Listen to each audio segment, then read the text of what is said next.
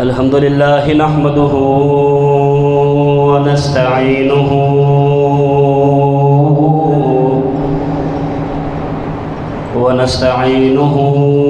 ونستغفره ونؤمن به ونتوکل علیہ ونعوذ باللہ من شرور انفسنا ومن سیئات اعمالنا من يهد الله فلا مضل له ومن يضلله فلا هادي له وأشهد أن لا إله إلا الله وحده بوحدة موحدا بوحدة موحدا وحيدا وأحدا بلا مدد وجدد ونسب ووصف في الكمال لا شريك له ولا نظير له ولا مثل له ولا مثال له قال الله تبارك وتعالى في القرآن المجيد لقد رضي الله عن المؤمنين إذ يبايعونك تحت الشجرة آمنت بالله صدق الله العظيم وصدق رسوله النبي الكريم ببركته إن الله وملائكته يصلون على النبي يا أيها الذين آمنوا صلوا عليه وسلموا تسليما صلاة والسلام عليك يا سيدي يا رسول الله صلاة والسلام عليك يا سيدي يا حبيب الله صلاة والسلام عليك يا سیدی یا نبی اللہ. ہر بندہ درود نہیں پڑھ سکتا، جس کو توفیق ہوتی ہے وہ پڑھتا ہے. یہ بات یاد رکھیے گا. مل کر پڑھیں صلاۃ و السلام علیک یا سیدی یا رسول اللہ وعلی آلک و اصحابک یا سیدی یا حبیب اللہ. درود پاک کے اپنے ہی فضائل ہیں. امام غزالی رحمۃ اللہ تعالی علیہ مکاشفۃ القلوب کی دباچے کے اندر ایک بڑا ہی خوبصورت قول نقل فرماتے ہیں. اور ایک بات یاد رکھیے گا کہ درود پاک کی فضیلت بیان کرنے کا مقصد یہی ہے کہ ہمارے دل کے اندر نا درود پاک کی اہمیت کو اجاگر کیا جائے. ہمیں پتہ چلے کہ یار ہمارے دل میں کتنا شوق پیدا ہو سکتا ہے. ذری سی بات ہے، دیوار میں کیل ٹھوکنا ہے تو ایک مرتبہ تو نہیں ٹھوکنے سے ہوتا، بار بار ٹرائی کرنے سے جا کے کیل ٹھوکتے ہیں. اب ایک بار میں کہہ دوں ٹھیک ہے جی میں نے پہلے وہ 2 سال پہلے بس درود کی فضیلت بیان کی تھی، اس کے بعد نہیں. حالانکہ ضرورت اس چیز کی کہ بار بار اس لیے تو ہم بار بار مدینہ مدینہ مدینہ کہتے رہتے ہیں تاکہ ہمارا ذہن کسی اور طرف جائے ہی نہ. تو جب ہم درود ہی پڑھتے رہیں گے تو پھر ہمارا ذہن اور کس طرف نہیں جائے گا، پھر ہمیں اعتراض کی طرف جانے کا موقع ہی نہیں ملے گا، پھر کہیں ہم اوپر جا ہی نہیں سکتے. ویسے بھی قرب قیامت کا دور ہے، فتنوں کا دور ہے، تو بس اس میں یہی ایک چیز ہے کہ بار بار درود پاک پڑھنا چاہیے. بلکہ امام غزالی رحمۃ اللہ تعالیٰ نے مکاشفۃ القلوب کے دباچے کے اندر بڑا خوبصورت واقعہ نقل فرماتے ہیں. آپ فرماتے ہیں کہ اللہ رب العالمین نے ایک فرشتوں کو پیدا فرمایا کہ جس کا وجود بہت بڑا ہے، جس کے پاؤں تخت الثری میں ہیں اور سر اس کا عرش معلیٰ میں ہے اور کئی ہزار اس کے پر ہیں. حالانکہ حضرت جبریل علیہ السلام کے بارے میں فرمایا گیا کہ ان کے 600 پر ہیں. اعلیٰ حضرت نے فتاوی رضویہ کے اندر اس کو نقل فرمایا کہ حضرت جبریل علیہ السلام کے 600 پر ہیں. اب یہ جو فرشتہ ہے اس کے کئی سارے پر ہیں، تعداد مطلب نہیں فرمائی. اب 600 سے زائد پر ہیں، کئی گنا پر ہیں ان کے اس کے. اب وجود اس کا اتنا بڑا ہے کہ اس سے بڑا اور کوئی فرشتہ نہیں ہے. یہ اللہ رب العالمین نے اس کو پیدا فرمایا. اب جب کوئی بھی امتی من حیث کانا، جہاں سے بھی، شرط نہیں ہے کہ مسجد ساجد میں بیٹھ کے پڑھیں گے تب نہیں، فرمایا من حیث کانا، تم جہاں سے بھی درود پڑھو.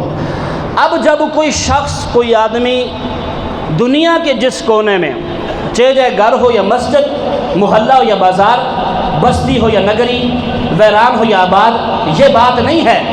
فرمایا جہاں سے بھی تم میرے مصطفیٰ کریم کی ذات پر درود پڑھو گے تو تمہارا درود قبول کیا جائے گا۔ اب جب ایک یک باشد کوئی ایک بندہ کہیں سے بھی درود پڑھتا ہے تو اب کوئی اور فرشتہ، وہ فرشتہ نہیں جس کا وجود بڑا ہے، اب کوئی اور فرشتہ اس درود پاک کو نور کے تھال میں لے کر نا آسمان جہان کی طرف جاتا ہے۔ اب جب وہ پرواز کرتا ہے تو بڑے سارے جہان بیچ میں آتے ہیں، عالم ملکوت، عالم ہاؤت، عالم ناسوت، عالم جبروت، بڑے جہاں ہیں۔ اب جب وہ جاتا ہے تو فرشتے پوچھتے ہیں کہ تم کہاں جا رہے ہو؟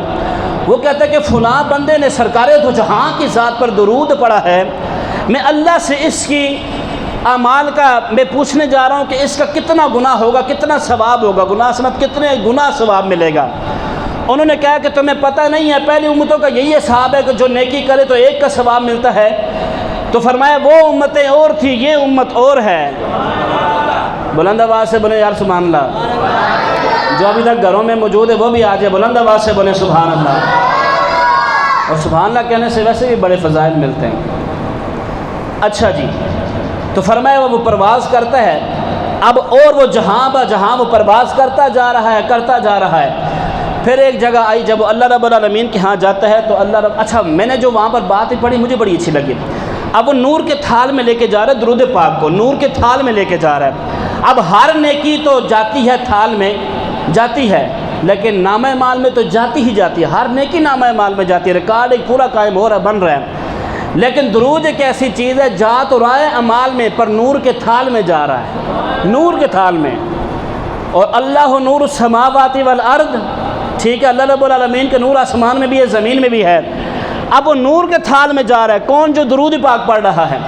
اب جب وہ اللہ رب العالمین کے بارگاہ میں جاتا ہے، اللہ رب العالمین فرماتا ہے، اب وہ جب درود پیش کیا جاتا ہے اس نور کے تھال میں، تو اب اللہ رب العالمین اس فرشتے کو، اس کو نہیں جو نور کا تھال لے کر درود آیا تھا، نہیں، اس فرشتے کو کہ جس کا وجود اتنا بڑا ہے، اللہ رب العالمین اس فرشتے کو، بڑے وجود والے فرشتے کو حکم فرماتا ہے کہ اے میرے فرشتے ذرا آ جا۔ اب وہ فرشتہ اللہ کی بارگاہ میں آتا ہے، الہ العالمین حکم ہو، فرمایا میرے نور کے سمندر میں غوطہ زن ہو جا، میرے نور کے سمندر میں۔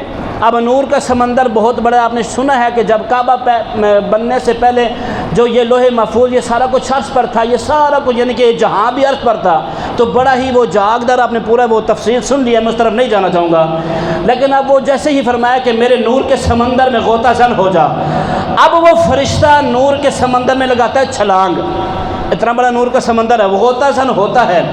اب وہ جب باہر نکلتا ہے نا تو اس کے پر ہوتے ہیں، کئی سارے پر ہیں، کئی گناہ پر ہیں۔ اب وہ پروں کو اللہ فرماتا ہے جہاڑ، اب وہ پروں کو جہاڑتا ہے، نور کے سمندر سے باہر نکل کر اب فرمایا پروں کو جہاڑ۔ وہ جب پروں کو جہاڑتا ہے، اب ظاہر سی بات ہے جب پروں کو جہاڑے گا تو قطرے زمین پر ٹپکیں گے۔ اب وہ نور کے سمندر کے وہ جو نور کے قطرے ہیں وہ جیسے ہی زمین پر ٹپکتے ہیں، ادھر سے اللہ فرماتا ہے کون، اب کون فرمانے کی دیر تھی، فیکون۔ اب جیسے ہی فیکون فرمایا، اب جو وہ نور کے سمندر میں غوطہ زن ہونے کے بعد جو نور کے قطرے تھے، جیسے ہی اللہ نے فرمایا کون، اب جب فرمایا کون تو فیکون، پھر ہر ایک قطرے پر ایک فرشتہ پیدا ہو گیا۔ میں نے پہلے حوالہ دے دیا، امام غزالی رحمۃ اللہ علیہ مکاشفۃ القلوب کے دباچے کے اندر یہ بات لکھتے ہیں۔ اب جب وہ نور کے ہر قطرے پر ایک فرشتہ پیدا ہوا، اب اتنے سارے فرشتے، اب کسی کو کیا پتا کتنے قطرے ہیں، ٹھیک ہے جی، کسی کو کیا پتا، کوئی بارش کے قطرے بھی نہیں گن سکتا۔ اب جب یہ ہوتا ہے تو پھر اللہ رب العالمین کے بارگاہ میں وہ سارے ایسے سر پر اٹھاتے ہیں، تو اس طرف دیکھتے ہیں دائیں طرف تو وہ سجدے میں جناب والا، بائیں طرف دیکھتے ہیں تو فرشتے سبحان اللہ۔ اب اللہ کا ذکر ہو رہا ہے، ذریعہ بتا فرشتوں کا کام ہی وہ اللہ کا ذکر کرتے، تسبیح کرتے۔ اب وہ فرشتے پوچھتے ہیں الہ العالمین، عرش بری تو سارا بھرا ہوا ہے، عرش بری تو سارا بھرا ہوا ہے، پھر ہمیں پیدا کرنے کا مقصد کیا ہے؟ فرمایا تمہیں پیدا کرنے کا ایک ہی مقصد ہے، الہ العالمین وہ کیا ہے؟ فرمایا جس بندے نے جہاں سے بھی جس جگہ سے میرے مصطفیٰ کی ذات پر درود پڑھا ہے، اے فرشتوں تمہیں میری عبادت کرنے کی ضرورت نہیں ہے۔ الہ العالمین فرشتوں کو عبادت کے لیے پیدا کیا جاتا ہے، حالانکہ انسانوں کے لیے بھی یہی حکم ہے، جنوں کے لیے بھی یہی حکم ہے، لیکن صرف فرشتے جو ہیں وہ تیری عبادت کرتے ہیں۔ فرمایا میری عبادت کرنے کے لیے فرشتے اور بھی ہیں، پھر ہمیں پیدا کرنے کا مقصد کیا ہے؟ فرمایا تمہیں پیدا کرنے کا مقصد صرف ایک ہی ہے۔ اب جس بندے نے سرکار کو جہاں کی صلی اللہ علیہ وسلم کی ذات اقدس پر درود پڑھا ہے، اب قیامت کی صبح تک تم اس بندے کے لیے اور کچھ نہ کرنا، بس توبہ اور استغفار ہی کرتے رہنا۔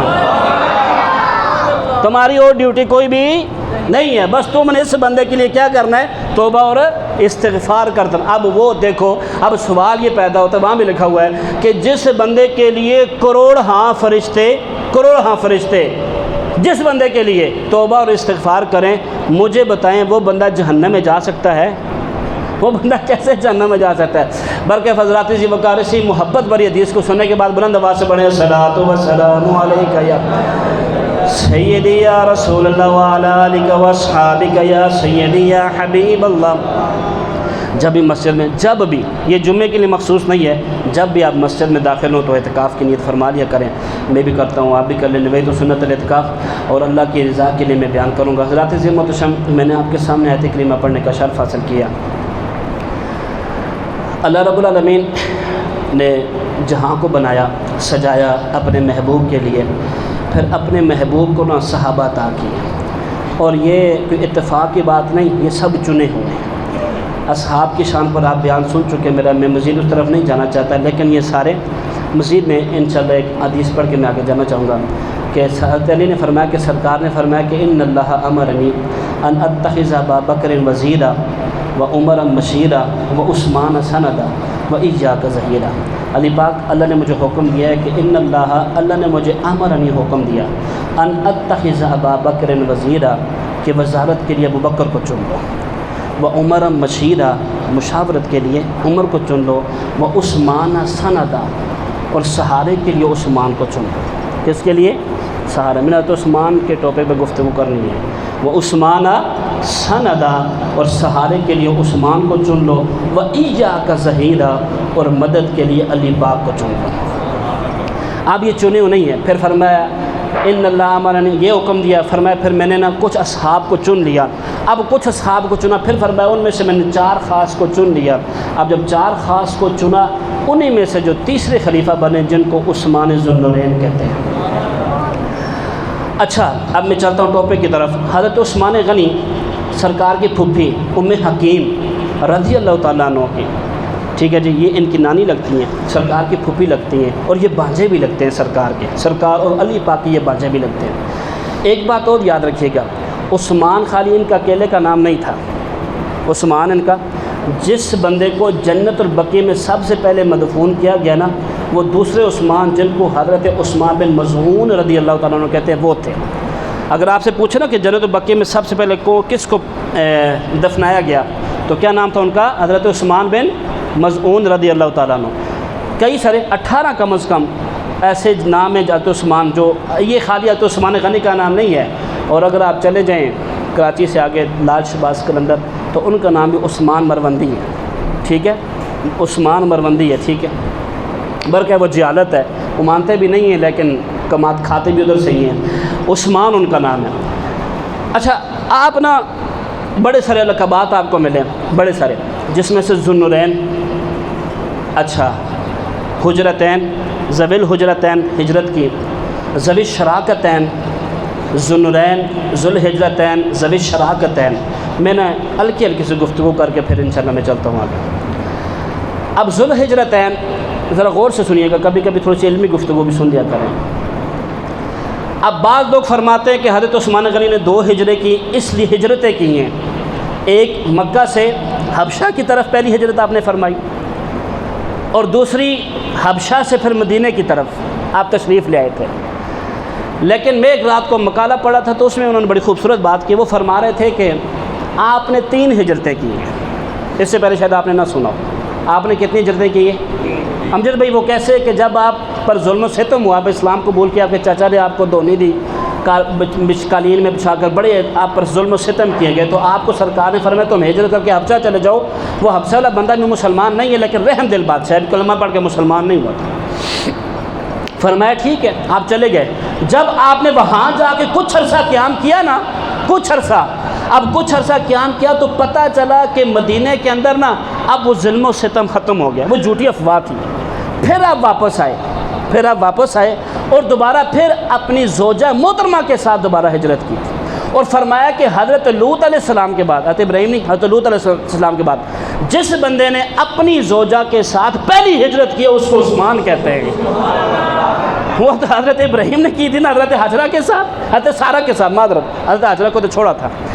اب یہ عثمان ہیں، اب حضرت عثمان غنی۔ اچھا پھر بعض لوگ امجد بھائی یہ اعتراض کرتے ہیں کہ جی وہ بدر میں شامل نہیں ہوئے تھے، حالانکہ سرکار نے خود فرمایا تھا بیٹی بیمار ہے، تو انہوں نے کہا جی لہو اجر، اس کا اجر کیا ہے؟ ان کو نا اجر سے مقصد تھا، ثواب سے مقصد تھا، تو فرمایا کہ تم یہیں رہو، میری بیٹی کی خدمت کرو تو تمہیں اتنا ہی ثواب جتنا جنگ بدر میں ملے گا وہ تمہیں ملے گا۔ لیکن ایک بات اور یاد رکھیے گا، یہ ذرا غور سے سنیے گا، حضرت عثمان غنی کے علاوہ 8 اور صحابی بھی ہیں جو غزوہ بدر میں شریک نہیں ہوئے۔ آپ اٹھاؤ نا ترازن پر، اسامہ بن زید ایک، کچھ میں صحابہ کے نام آپ کو عرض کرتا ہوں، مزید تفصیل پوچھنی ہے تو مجھ سے بعد میں لے لیجئے گا۔ یہ یاد، حضرت عثمان غنی کے علاوہ 8 اور صحابہ، کتنے؟ تھوڑا سا ذرا پھر انشاءاللہ اپنے آتا ہوں، اس میں بھی آتا ہوں، ذرا غور سے، کتنے صحابی جنگ بدر میں شریک نہیں ہوئے تھے؟ کتنے؟ اکیلے حضرت عثمان غنی نہیں۔ بعض لوگ کہتے ہیں نا ان کو ذرا تھوڑی سی ذرا نہیں جی نہیں، عثمان غنی نہیں گئے۔ اور جب ایک اور بات، میں دوبارہ واپس آتا ہوں، مباہلہ جب ہوا تھا، بعض لوگ اعتراض کرتے ہیں جی مباہلہ کے وقت اگر سرکار کی 4 بیٹیاں تھیں تو پھر حضرت فاطمہ گئی، باقی 3 کیوں نہیں گئی؟ ان بے وقوفوں سے پوچھو ذرا، یہ اعتراض کرنے سے پہلے سوچ تو صحیح کہ اس وقت سرکار کی 3 بیٹیاں فوت ہو چکی تھی۔ جواب نمبر 1، کہتے ہیں نا بعض لوگ کہتے ہیں مباہلہ جب ہوا ہے تو پھر اس میں جب، اور ایک بات یاد رکھنا، اگر مباہلہ کو تم نے عظمت اور کرامت اس وجہ سے شرف عطا کرنا ہے کہ اس میں سرکار کی بیٹیاں 1 گئی، 3 نہیں گئی تھی، 1 گئی تھی، تو پھر مجھے بتاؤ حضرت فاطمہ کی بیٹی کلثوم اور زینب کیوں نہیں گئی تھی؟ ہائے ہائے ہائے ہائے ہائے، آپ نے بات سمجھی نہیں ہے۔ اگر یہی شرف ہے کہ وہ 3 نہیں گئی ہیں، 1 گئی ہے، تو پھر میرا سوال ہے جو حضرت فاطمہ گئی ہیں تو ان کی بیٹی زینب اور کلثوم کیوں نہیں گئی؟ مجھے پھر اس سوال کا جواب دو۔ بلکہ لوگ ہیں ان کا کام اعتراض کرنا، لیکن ہم نے بس جس طریقے پیار کے ساتھ جواب دے کہ چلے جانا ہے۔ حضرات عظیم متشم 8، اسامہ بن زید 1، جعفر بن طیار 2، اور مصعب بن عمیر 3، اور سید بن مسیب 4، اور کچھ اور صحابہ بھی ہیں۔ یہ 8 صحابی وہاں پر نہیں تشریف لے کر گئے تھے۔ اب آپ چلتے جائیں تھوڑا سا اور آگے، ذوالنورین کہنے کی وجہ کیا ہے؟ ان کی اس ذوالنورین کہنے کے 3 وجوہات ہیں۔ اب تو عثمان ذوالنورین کہتے ہیں، لیکن اگر کسی عام بندے سے بھی پوچھیں آپ کہ یار ذوالنورین کہنے کی وجہ کیا ہے، وہ یہی کہتا ہے کہ کیونکہ ان کے نکاح میں سرکار کی 2 شہزادیاں تھیں، اس وجہ سے حضرت عثمان غنی کو کیا کہا جاتا ہے؟ بولو تو صحیح یار، اجدہ میں شروع نہیں ہوا، بلند آواز سے بولو سبحان اللہ۔ ہفتے بعد جمعہ آتا ہے یار، مجھے پتہ نہیں آتا کیسے پہنچا ہوں، ٹھیک ہے جی، بلند آواز سے بولے سبحان اللہ۔ ذوالنورین، اچھا امجد بھائی ایک بندہ اٹھ کے کہتا ہے نبی نور نہیں ہے، نبی کو نور نہ مانو۔ ہم نے کہا یار نبی کو نور کیوں نہ مانے؟ نہیں، نبی نور ہو ہی نہیں سکتے۔ میں نے کہا جب عثمان کے نکاح میں 2 بیٹیاں ہو تو عثمان نور ہو سکتا ہے، اور جس نبی کی بیٹیاں ہیں وہ نور نہیں ہو سکتے۔ سمجھے بات؟ عثمان کے نکاح میں کسی سے بھی پوچھ لیں، میں یہاں پر اپنی زبان نہیں میلی کرنا چاہتا، کسی سے بھی پوچھیں جی عثمان کا کیا جی ان کا لقب ہے ذوالنورین، او بھائی ذوالنورین کہنے کی وجہ کیا ہے؟ ذوالنورین کہنے کی وجہ یہی ہے کہ ان کے نکاح میں سرکار کی 2 شہزادیاں حضرت ام کلثوم اور حضرت رقیہ ہے۔ اب اسی وجہ سے ان کو نور والا، 2 نور والا کہتے ہیں۔ اب ان کو 2 نور والے کہہ سکتے ہیں تو سرکار کو نہیں کہہ سکتے۔ پھر آپ کا میں ایک اور وجہ بیان کرتا ہوں، اس کے بعد آتا ہوں۔ غنی کہتے ہیں، غنی کس کو کہتے ہیں کہ جو بہت زیادہ سخاوت کرنے والا، بے پرواہ ہو، جس کو اتنا بڑی دولت ہو جس کے پاس، اس کو کہتے ہیں غنی۔ اور ایک بات اور یاد رکھیے کہ اپنے عقیدے کی اصطلاح کیا کریں۔ بعض لوگ کہتے ہیں جی تسی غوث اعظم کہتے ہو، کہتے ہیں غوث پاک کہتے ہو، داتا صاحب کہتے ہو، اللہ کے بندے، یہ بات نہیں ہے۔ پہلی بات ہے کہ اللہ کے لیے لفظ داتا پورے قرآن میں استعمال ہی نہیں ہوا، پہلی بات تو یہ ہے۔ لیکن دوسری بات اپنے ذہن میں یہ رکھنا کہ عثمان غنی کہتے ہیں، اور غنی کا لفظ، شہباز بھائی، غنی کا لفظ قرآن میں 17 مرتبہ اللہ کے لیے استعمال ہوا ہے۔ بات سمجھ رہے ہیں؟ غنی کا لفظ قرآن میں 17 مرتبہ اللہ رب العالمین کی ذات کے لیے استعمال ہوا، تو پھر عثمان کو غنی کیوں کہتے ہیں؟ وہ بھائی ہم حقیقی اور مجازی معنی کی یہاں بات بیان کرتے ہیں کہ جو اللہ کے لیے وہ حقیقی طور پر ہے، جو مجازی ہے وہ اللہ کی عطا سے ہے۔ تو اسی طرح سارے مسئلے حل ہو گئے۔ جب ہم کہیں گے گنج بخش رحمت اللہ تعالیٰ علیہ، ہم جب داتا کہتے ہیں پھر غوث پاک کہتے ہیں، تو اپنے ذہن کے اندر یہ بات رکھ لے کہ جس طرح عثمان غنی کو غنی کہتے ہیں، اسی طرح داتا کو ہم داتا کہتے ہیں۔ کلیئر ہو گیا؟ 3-4 چیزیں میں نے کلیئر کر دی۔ اچھا، اب ذوالنورین کہنے کی ایک وجہ یہ، میں تفصیل میں بعد میں جاتا ہوں، ٹائم بہت تھوڑا ہوتا ہے۔ دوسری وجہ، اب دوسری وجہ یہ علماء فرماتے ہیں کہ جب آپ جنت میں جائیں گے نا تو آپ کے استقبال کے لیے 2 نور جگمگائیں گے، 2 نور جگمگا اٹھیں گے۔ اللہ پاک ان کو حکم دے گا 2 نور چمکیں گے، جگمگائیں گے، اسی وجہ سے آپ کو ذوالنورین بھی کہتے ہیں۔ دوسری وجہ، اب تیسری وجہ پر آئیں۔ ذوالنورین کہنے کی تیسری وجہ کیا ہے؟ اب ذوالنورین کہنے کی تیسری وجہ یہ ہے کہ اس وجہ سے کہ آپ ایک رکعت میں، بعد میں فرمایا کہ عشاء میں آپ پورا قرآن پڑھتے تھے، رات کو قیام فرماتے تھے تو پورا قرآن پڑھتے تھے۔ ہم تو جب سے رمضان گزرا، میں نہیں پوچھوں گا کون قرآن پڑھتا ہے، لیکن ہم خود دیکھنا چاہیے کہ ہم کتنا قرآن پڑھتے ہیں۔ ایک تو آپ قیام فرماتے تھے ساری رات، ٹھیک ہے جی، ساری رات آپ قیام فرماتے تھے۔ دوسرا، آپ اس قیام میں قرآن پڑھتے تھے۔ اب قیام کرنا بھی نور ہے اور قرآن پڑھنا بھی، اسی وجہ سے آپ کو کیا کہتے ہیں؟ ذوالنورین۔ بڑے پیارے صحابی، بڑے خوبصورت صحابی، اتنے پیارے صحابی کہ صحابہ فرماتے ہیں سرکار دو جہاں کے وصال کے بعد اگر ہمیں سرکار کی یاد ستاتی تھی تو ہم علی پاک کو کہتے تھے کہ اپنے دونوں بیٹوں کو باہر لے آؤ، ہم نے سرکار کے جلوے دیکھنے، ہم نے سرکار کے، کیونکہ مشابہ تھے نا سرکار صلی اللہ علیہ وسلم کے، ٹھیک ہے جی۔ اسی طرح اب دیکھو 2 نواسے مل کر ایک نبی کے، میرا تمثیل مشابہ تھے۔ یہاں عثمان تیری شان پہ میں قربان جاؤں، سرکار نے فرمایا ایک طرف سے دیکھو تو محمد، دوسری طرف سے دیکھو تو ابراہیم نظر آتے ہیں۔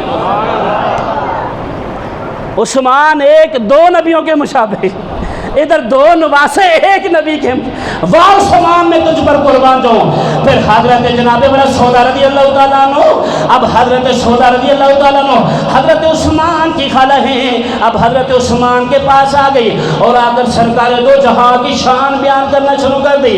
شان بیان کرتے کرتے کہا عثمان تجھے پتہ نہیں ہے کہ اللہ کے نبی تشریف لے آئے ہیں، اللہ کے نبی کہتے ہیں کہ میں اللہ کا آخری نبی ہوں، اللہ کی عبادت کرو۔ اب حضرت عثمان غنی کی 32 سال کی عمر تھی اور حضرت ابوبکر صدیق کی بھی 32 سال کی عمر تھی۔ اب ابوبکر صدیق اور یہ دونوں آپس میں دوست تھے۔ اب حضرت عثمان غنی کے سامنے حضرت سودا رضی اللہ تعالیٰ عنہا جو حضرت عثمان غنی کی خالہ ہیں، اب یہ شان بیان کر رہی ہے میرے مصطفیٰ کی، وہ بولتے ایسا ہے، وہ چلتے ایسا ہے، وہ گفتگو ایسی فرماتے ہیں، اللہ اکبر، ان کے تو منہ سے خوشبو آتی ہے، وہ اللہ کے نبی ہے، وہ آخری نبی ہے، ان کے بعد کوئی بھی نبی نہیں آئے گا۔ عثمان تم بھی کلمہ پڑھ لو، ان کے جا کے ہاتھ پہ بیعت کر لو۔ جب یہ کہنے کی دیر تھی، حضرت عثمان غنی کے ذہن میں یہ بات آئی ہے، حضرت عثمان غنی کے دل میں خیال آیا ہے، اتنے میں وہ چلتے چلتے ابوبکر صدیق کے پاس چلے گئے۔ اب قدرت کو کچھ اور ہی منظور تھا، ابوبکر صدیق بھی اکیلے بیٹھے تھے۔ جب حضرت عثمان غنی کو اس کشمکش میں، اس خیال میں ڈوبے ہوئے دیکھا تو پوچھا عثمان کو نے کس خیال میں اتنا گمنام کر دیا ہے؟ وہ کہتے ہیں جی مجھے سامنے میرے خالہ آئی اور خالہ نے ایسے ایسے تذکرے کیے، تو ابوبکر صدیق نے کہا تمہاری خالہ ٹھیک کہتی ہے، تمہاری خالہ تو ٹھیک کہتی ہے، ہاں عثمان ایسی ہی بات ہے۔ ابوبکر نے فرمایا ہاں عثمان ایسی ہی بات ہے۔ اب تم ایسا کرو کہ کیوں نہ خود چل کر سرکار دو جہاں کا دیدار بھی کر لو اور کلمہ بھی پڑھ لو۔ اچھا، اب پھر قدرت کو کچھ اور منظور تھا، اب یہ گفتگو ہو ہی رہی تھی کہ سرکار دو جہاں تشریف لے آئے۔ قربان جائے عثمان کی شان، قربان جائے، تشریف لے آئے۔ میرے مصطفیٰ نے فرمایا کیا گفتگو ہو رہی ہے؟ فرمایا یہ میرا آقا گفتگو ہو رہی ہے۔ فرمایا کہ اللہ بلاتا ہے جنت کی طرف، تم لبیک کہو۔ عثمان اللہ بلاتا ہے جنت کی طرف، تمہیں تو لبیک کہنا چاہیے۔ میرے عثمان نے کوئی بھی دلیل، عتبہ بھی موجود ہے، شیبہ بھی موجود ہے، ابو جہل بھی موجود ہے، ابو لہب بھی موجود ہے، بڑے بڑے کافر، اسی زمانے کی میں بات کر رہا ہوں، بڑے بڑے کافر موجود ہیں۔ کسی نے چاند کے 2 ٹکڑے ہوئے دیکھے ہیں، کسی نے جناب والا پتھروں کو کلمہ پڑھتے ہوئے دیکھا ہے، تو کسی نے درختوں کو چلتے ہوئے دیکھا ہے، تو کسی نے سورج کو واپس پلٹتے ہوئے دیکھا ہے۔ لیکن عثمان کے سامنے جب میرے مصطفیٰ نے یہ فرمایا عثمان اللہ جنت کی طرف بلاتا ہے، لبیک کہو لبیک کہو، اور کوئی بات بھی عثمان نے نہیں کی، نہ کوئی دلیل مانگی ہے، بس جیسے ہی میرے مصطفیٰ کی زبان اقدس سے یہ الفاظ نکلے، حضرت عثمان غنی کے دل پر جا کے تیر کی طرح پیوست ہوئے اور بلند آواز سے کیا پڑھا، لا الہ الا اللہ لا الہ الا اللہ لا، پڑھو یار پڑھو،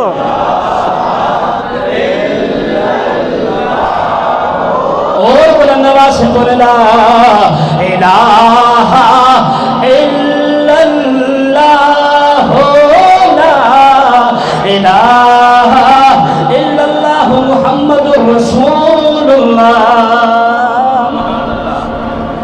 آج عثمان غنی نے کلمہ پڑھ لی۔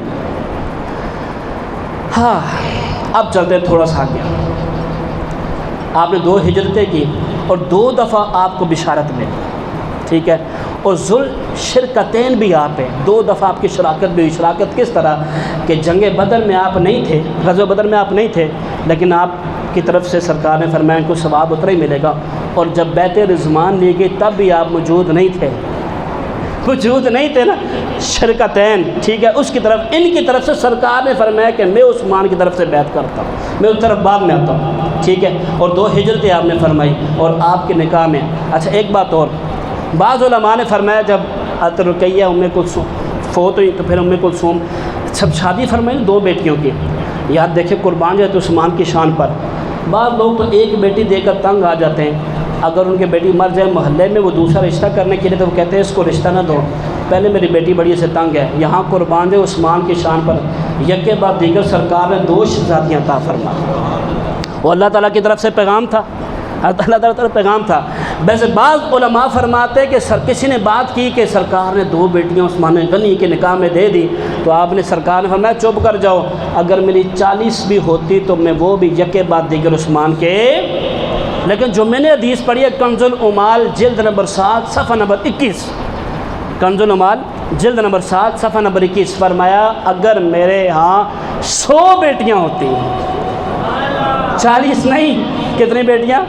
100 بیٹیاں ہوتی تو میں یکے بعد دیگر عثمان کے نکاح میں دیتا۔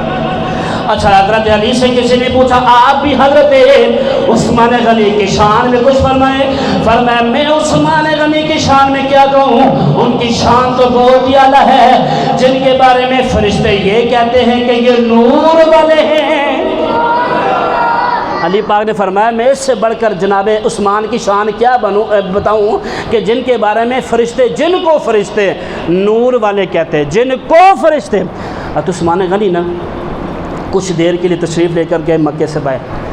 اب کچھ دیر کے بعد جب آپ واپس آئے تو دیکھا تو سرکار علیہ السلام کے چہرے مبارک پر نا وہ ذرا کمزوری کے نا آثار تھے۔ تو آپ نے حضرت آئے گھر میں عائشہ سے پوچھا کہ اماں جان دستک دی کہ سرکار کے چہرے مبارک کے کیوں اس طرح، تو فرمایا کہ کئی دن سے چولہا نہیں جلا، ہمارے گھر میں کئی دن سے چولہا نہیں جلا۔ اب حضرت عثمان غنی خود گئے، گھر سے اپنے ہی کندھے پر اٹھا کر جناب والا وہ گھی، شکر، جتنی بھی چیزیں تھیں لے کر آ گئے، آٹا گندم وغیرہ جو تھا وہ سارا۔ خادم نے کہا جی میں فرمایا نہیں میں خود کس لیے ہوں، لے کر آئے اور 607 دینار بھی لے کر آئے، 600 دینار بھی آپ لے کر آئے۔ اب جب گھر آئے تو خود کہا جی اماں جان اگر آپ پردے میں چلی جائیں۔ اب حضرت عثمان غنی شہنشاہ تھے، آپ کے والد صاحب نے، آپ کے والد صاحب فوت ہو گئے تھے تو دولت بڑی تھی ان کے پاس، تو یہ کپڑے کا کاروبار کرتے تھے، بڑا ان کے پاس ماشاءاللہ تھے، جو وہ دولت تھی بڑی دولت تھی، اللہ نے بڑا نوازا ہوا تھا عثمان غنی کو۔ اب وہ دیکھیں شہنشاہ ایک قسم کے تھے نا، اب وہ کیا کہہ رہے ہیں کہ خود آگ لگا رہے ہیں۔ اور حضرت عائشہ فرماتی ہے میں پردے سے دیکھ رہی تھی کہ جو وہ چھائی ہوتی ہے جس کو ہم چھائی کہتے ہیں، خاک کہتے ہیں، وہ حضرت عثمان غنی کی داڑھی میں جا رہی تھی، وہ پھونکے مار کے چولہا جلا رہے تھے نا، اور خود جلایا پھر خود روٹی پکائی، خود جلایا، پھر خود روٹی پکائی، پھر سالن پکایا اور پکا کر تیار رکھ کر پھر سرکار دو جہاں کو بلایا، پھر سرکار تشریف لائے۔ سرکار نے پہلا نوالہ فرمایا، اب جیسی تناول فرمایا پھر سرکار نے دعا کی الہ العالمین میں عثمان سے راضی ہوں، تو بھی اس سے راضی ہوں۔ نہیں یار تاڑی میٹھی میٹھی سبحان اللہ، بلند آواز نہ بولو ذرا، بہت میٹھی ہے بلند آواز۔ میں میٹھی گئی، میں میٹھی نہیں کہا، بلند آواز سے بولیں سبحان اللہ۔ اچھا پھر غزوہ تبوک کا مقام آیا، سرکار علیہ السلام ارشاد فرماتے ہیں، صحابی فرماتے ہیں، وہ راوی کہتے ہیں ایک جگہ ایسی آئی جہاں پر صحابہ کے پاس کھانے پینے کے لیے کوئی بھی چیز موجود نہیں تھی۔ اب صحابہ کا جناب والا جو آثار تھے بدل گئے، منافقین صحابہ کے چہروں کو دیکھ کر بڑے خوش ہو رہے تھے۔ اب سرکار نے فرمایا غیب کی خبر دیتے ہوئے میرے مصطفیٰ کریم نے فرمایا صحابہ اللہ کی عزت کی قسم ہے سورج غروب ہونے سے پہلے سارے کا سارا کھانا آ جائے گا۔ کھانے پینے کی چیزیں ختم ہو گئی تھی نا، تو فرمایا پریشان ہونے کی ضرورت نہیں ہے، سورج خدا کی قسم ساتھ اٹھائی، فرمایا خدا کی قسم سورج غروب ہونے سے پہلے تمہارے پاس سے سارا مال آ جائے گا۔ اب حضرت عثمان غنی کو پتہ چلا تو عثمان غنی نے ساری تیاری کی، تو 7 اونٹ بر کرنا تو سرکار دو جہاں کی بارگاہ میں بھیجے۔ تو میرے مصطفیٰ نے فرمایا کس نے بھیجے؟ تو فرمایا عثمان نے بھیجے۔ پھر راوی کہتے ہیں کہ سرکار نے دعا کے لیے ہاتھ اٹھائے یہاں تک کہ سر سے بلند ہو گئے تھے، ایسے کر کے ایک ہوتا ہے میرے پاس آ کر بندہ کہ جی علامہ صاحب دعا کر دو، امام صاحب دعا کر دو، خطیب صاحب دعا کر دو، ایک دل سے جو دعا نکلتی ہے اس کا مزہ ہی اپنا ہے یار۔ ایک کسی کو کہہ کر دعا کروائیں، ایک یہ کہ دل سے دعا نکلے، اس کا مزہ ہی اپنا ہے۔ اب جب یہ تھی نا پھر دعا کیا کی، پھر اگلی ہی روایت کی طرف فرمایا سرکار نے دعا کے لیے ہاتھ اٹھائے اور اللہ رب العالمین کے بارگاہ میں عرض کیا الہ العالمین میں عثمان سے راضی ہوں، الہ العالمین تو بھی عثمان سے راضی ہو جا۔ الہ العالمین میں عثمان سے راضی ہوں، تو بھی عثمان سے راضی ہو جا۔ پھر سرکار نے فرمایا جگہ کتنی خوبصورت ہے جہاں پر مسجد نبی آج تعمیر ہے، سرکار نے فرمایا کتنی خوبصورت ہے۔ حضرت عثمان غنی گئے اور جگہ خرید کر واپس آ گئے، اے اللہ کے نبی میں نے تو خریدنی ہے۔ فرمایا عثمان میں نے خریدنے کا تو نہیں کہا تھا، فرمایا جو چیز تانوں چنگی لگے پھر کافر کو کہنے رہ گئے عثمان گوارا نہیں کر سکتا۔ فرمایا اللہ کے نبی میں نے خریدنی ہے۔ اب جب بات آئے پھر غزوہ تبوک کے مقام پر پھر بھی حضرت عثمان غنی نے آگے بڑھ چڑھ کر حصہ لیا، پھر سرکار نے دعاؤں سے نوازا۔ اچھا ایک بات اور میرے ذہن سے نکل جائے گی، سرکار نے حضرت عثمان غنی کو کتنا جنت کی بشارت دی تھی؟ جنت سرکار نے کتنی مرتبہ عطا کی تھی؟ بعض لوگ کہتے ہیں نہیں جی اللہ کے علاوہ کوئی کسی چیز کا مالک نہیں ہو سکتا۔ سوال یہ ہے، میری چادر ہے، غور سے سنیے گا، یہ میری چادر ہے بھائی، میں اس کا مالک ہوں، امجد بھائی کہ دوں نہ دوں میری مرضی، میں تب بھی دوں گا جب یہ میری ملکیت ہوگی۔ ذرا آپ نے میرے یہ ضائع نہیں کرنا مثال میری، میں تب بھی آپ کو دوں گا جب یہ میری ملکیت، اب میں اٹھا کے شہباز بھائی کی چادروں کو دے دوں تو میری ملکیت تو نہیں، یہ ناانصافی ہے۔ اس کا پتہ چلا سرکار مالک جنت بھی ہیں، نہیں بلند آواز سے بولیں سبحان اللہ۔ پھر بعض لوگ کہتے ہیں جی سرکار نے تو 2 جنتیں دی ہیں، تو ایسے تو جنتیں 8 ہیں، 2 جنتیں تو دی ہیں نا۔ آپ ایک چیز کو 2 بار خرید نہیں سکتے، علماء کے لیے جملہ بیان کر رہا ہوں، ایک چیز کو 2 بار بیچ خرید نہیں سکتے۔ فار ایگزامپل اگر انہوں نے مجھ سے خریدی ہے تو دوبارہ پھر یہ میں اس کی قیمت تو نہیں لے سکتا نا، میں مالک ہی نہیں رہا، میں لے گیا۔ اب سرکار نے تو 2 دفعہ جنتیں دی ہیں، میں نے کہا جنتیں 2 نہیں 8 ہیں۔ جنتیں کتنی ہے؟ 8 ہیں۔ سرکار نے کئی دفعہ آپ کو نوازا، دعا فرمائی۔ پھر وہ آپ نے مشہور واقعہ سنا، میں اس طرف نہیں جانا چاہوں گا شرم و حیا کے حوالے سے۔ حیا بڑی مین چیز ہے، حیا بڑی ثلاث من کن فیہ، فرمایا جس کے اندر 3 صفات ہونا تو وجد حلاوت الایمان، پھر وہ ایمان کی مٹھاس کو پا لیتا ہے۔ حضرت انس بن مالک رضی اللہ تعالیٰ نے فرمایا، سرکار نے فرمایا ثلاث من کن فیہ، کہ جس کے اندر 3 صفات ہوں، 3 صفات ہوں، ٹھیک ہے جی، وجد من حلاوت الایمان، وجد حلاوت الایمان، تا کے اوپر زبر ہے، حلاوت الایمان، تو فرمایا اس نے ایمان کے مٹھاس کو پا لیا۔ اب پہلی کون سی صفت ہے؟ فرمایا یہ کہ وہ بندہ جس کے اندر یہ صفت ہو، وہ بندہ، پہلی صفت یہ ہے کہ وہ اللہ اور اس کے رسول سے سارے جہاں سے بڑھ کر پیار کرنے والا۔ فرمایا دوسری یہ ہے کہ وہ اللہ رب العالمین کے لیے وہ بندہ کسی سے محبت کرے تو اللہ کے لیے، کسی سے بغض رکھے تو وہ بھی اللہ کے لیے۔ اور تیسری فرمایا جب وہ اسلام میں داخل ہو جائے تو دوبارہ پھر کفر میں جانے کو اتنا ہی برا سمجھے کہ جیسے بندہ آگ میں جانے کو معیوب سمجھتا ہے۔ یہ 3 صفات ہیں۔ اور حضرت عثمان غنی کی تو شان برا البرا ہے، آپ کو تو اللہ رب العالمین نے بڑا کچھ عطا فرمایا۔ حضرت عثمان غنی حضرت علی پاک نے التجا کی دعا ہے، مولانا نقی علیہ خان رحمۃ اللہ علیہ نے اعلیٰ حضرت کے جو والد محترم تھے، آپ فرماتے ہیں کہ سرکار سے کسی نے پوچھا کہ سب سے پہلے نہ قیامت میں حساب کس کا ہوگا، تو سرکار نے فرمایا کہ اللہ پاک فرمائے گا محمد۔ تو اس کے ضمن میں شاہ عبدالحق محدث دہلوی نے بھی اور بھی کئی علماء نے تفصیل سے بات کی ہے۔ اب وہ فرماتے ہیں کہ جب اللہ فرمائے گا محمد تو کہتے ہیں کہ 50,000 بندہ کھڑا ہو جائے گا۔ اللہ فرمائے گا میں نے تو اپنے محبوب کو بلایا ہے، تو وہ کہیں گے الہ العالمین ہمارا نام بھی محمد ہے، تو فرمایا پھر جاؤ جنت میں۔ غالباً نور الدین زنگی یا ہارون الرشید ایک بادشاہ تھے، انہوں نے حکم دیا کہ بندے کو اس کو نا پھانسی کی سزا دی جائے، چوری کی سزا دی جائے۔ صلاح الدین ایوبی غالباً میرے ذہن سے نام ہے کیونکہ ہے کوئی بادشاہ تھے۔ اب وہ بادشاہ تھے نا، جب ڈاکو وہ چور کے پاس پہنچے نا تو پوچھا تیرا نام کیا ہے، تو اس نے وہی نام بتایا جو بادشاہ کا نام تھا۔ پھر جج کہ میرا نام ہارون ہے، تو فرمایا اس کو چھوڑ دو، یہ میرے نام کے ساتھ اس کا نام ہے، اس کو چھوڑ دو۔ فرمایا کہ محمد، تو محمد کے کئی سارے لوگ کھڑے ہو جائیں گے۔ اسی وجہ سے سرکار نے فرمایا، اور شیخ محمد علی برہان الدین نے فرمایا کہ اپنے بچوں کا نام سرکار کے نام پر رکھا کرو۔ تمہیں کیا لگتا ہے؟ پھر سرکار نے خود فرمایا تو میں نہیں چاہتا کہ تمہارے بیڑے میں 4-5 محمد چلتے پھرتے ہو، محمد نام رکھا کرو۔ اب فرمایا سب سے پہلے اللہ مجھے بلائے گا، اب میں اللہ رب العالمین کے لیے کچھ دیر کے لیے یہاں پر آؤں گا، پھر اس کے بعد ابو بکر صدیق کو بلایا جائے گا۔ اور بعض علماء فرماتے ہیں کہ ابو بکر اللہ کے جلال کو جمال میں بدلنے کے لیے جناب ابو بکر صدیق کو بلایا جائے گا۔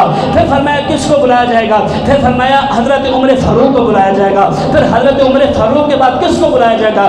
فرمایا کہ علی تجھے بلایا جائے گا۔ کہا جو عثمان کہاں گئے؟ تو فرمایا میں نے اللہ رب العالمین کی بارگاہ میں التجا کی تھی کہ میرا عثمان بڑا شرم و حیا والا ہے۔ یہ سب کے سامنے کھڑے کے حساب الہ العالمین تو عثمان کو بغیر حساب و کتاب کے جنت میں داخلہ تھا۔ اور حضرت عثمان، ٹائم ختم ہو گیا، پیچھے 10 منٹ رہتے ہیں وہ۔ حضرت عثمان غنی کو نا بلوائیوں نے گھیرا ڈال لیا، تو علی پاک نے فرمایا کہ آپ حکم کریں تو ہم جنگ کریے، کچھ 150-200 بندہ ہے، زیادہ نہیں ہے۔ تو فرمایا کہ نہیں میں نہیں چاہتا۔ فرمایا پھر خلافت چھوڑیں، تو فرمایا سرکار نے فرمایا تھا کہ اللہ تمہیں قمیض عطا کرے گا، وہ تم نے اتارنی نہیں ہے، قمیض عطا کرے گا۔ تو یہ خلافت سے مراد قمیض سے مراد خلافت ہی تھی۔ تو فرمایا میں یہ نہیں چھوڑوں گا۔ تو فرمایا پھر وہ اب 40 دن، کربلا میں 3 دن پانی بند تھا، یہاں پر 40 دن تک بھوکے اور پیاسے رہے تھے حضرت عثمان غنی۔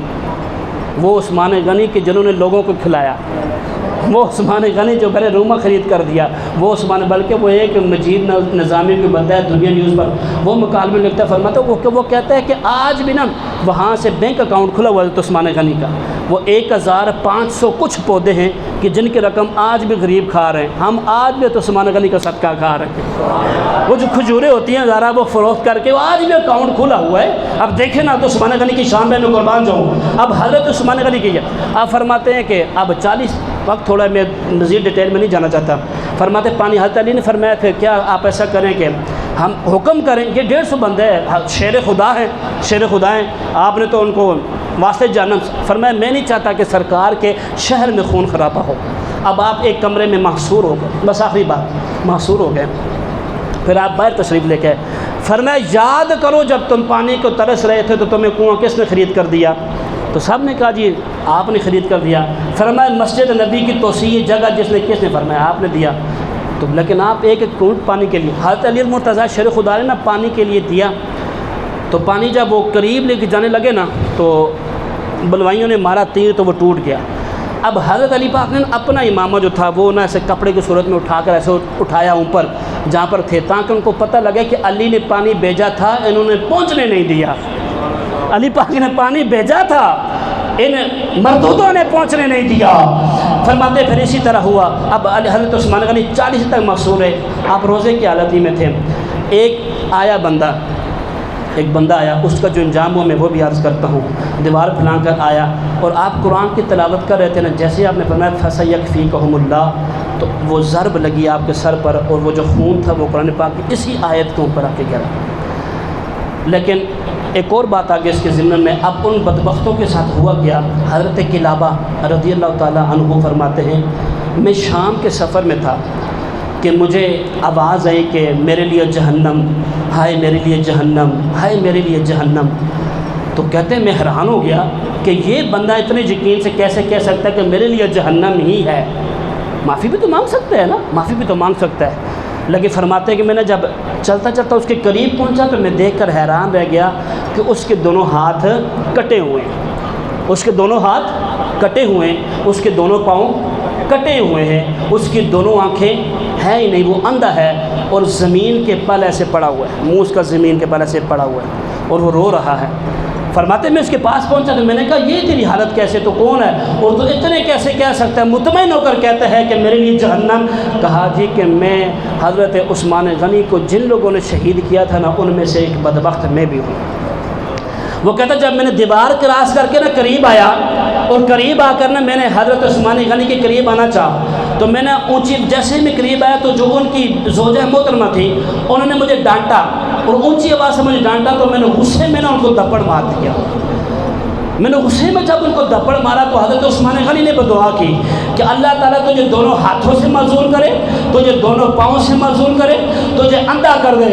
تو ہے کلابہ تجھے دیکھ لے، جو روایت میں موجود ہے، فرمایا کہ دیکھ میرے دونوں ہاتھ بھی کوئی نہیں ہے، دیکھ میرے دونوں پاؤں بھی کوئی نہیں ہے، اور میری آنکھیں بھی کوئی نہیں ہے، اور آخری بات وہ بھی پوری ہوگی کہ مجھے جہنم میں ڈال دیا جائے گا۔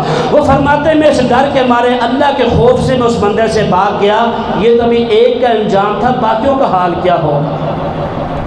پھر اللہ کے لیے رونا، اللہ کی رضا کے لیے۔ حضرت عثمان غنی فرماتے ہیں، حضرت انس بن مالک، حضرت ابو ہریرہ فرماتے ہیں کہ ہم سرکار کے ساتھ تشریف لے گئے، حضرت عثمان غنی بیمار تھے، بہت بیمار تھے، بہت بیمار تھے، تو آپ نے نا اپنی پیشانی کو زمین کی طرف کیا ہوا تھا ایسے نیچے، تو سرکار نے فرمایا عثمان اپنی پیشانوں کو اوپر اٹھاؤ۔ فرمایا مجھے لگتا ہے اللہ مجھ سے ناراض ہے تو مجھے اپنے منہ کو آسمان کی طرف اٹھاتے ہوئے حیا آتی ہے کہ میرا اللہ مجھ سے کہیں ناراض تو نہیں ہے۔ تو آج ہمیں بھی سوچنا چاہیے، عثمان غنی کی سیرت سننے والوں، ہمیں بھی سوچنا چاہیے کہ ہم اللہ کی راہ میں مال دیتے ہیں کہ نہیں دیتے، سخاوت کرتے ہیں کہ نہیں کرتے، غریبوں کا خیال کرتے ہیں کہ نہیں کرتے، قرآن پڑھتے ہیں کہ نہیں پڑھتے، بلکہ اللہ پاک ہمیں حضرت عثمان غنی کی سیرت کو پڑھنے کی توفیق عطا فرمائے۔ وآخر دعوانا